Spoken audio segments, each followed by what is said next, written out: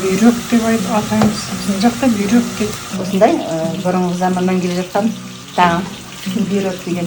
Бүйрек деген. Бұны етті пісіреміз.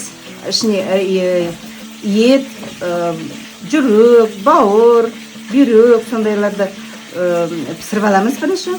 Суытамыз. Одан кейін мясорубкадан өткіземіз. Сосын тұз қосамыз, сарымсақ, пияз. Сосын бұрыш қосамыз. Содан мынандай бүйректерді жасаймыз. Мен өзім жақсы көремін, кішкене етті көбірек салғанын, жақсы еттерін салғанын. Сосын бауыр, бүйрек. Қамырға қосамыз су, жылы су, тұз. Сосын кішкене май қосамыз, чтобы жұмсақ болу үшін.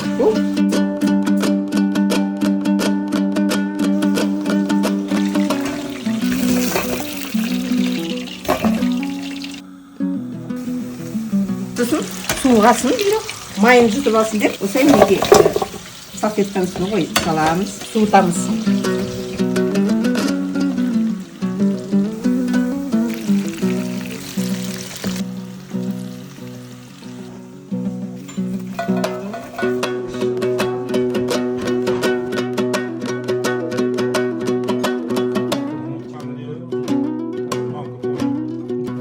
Bismillahirrahmanirrahim.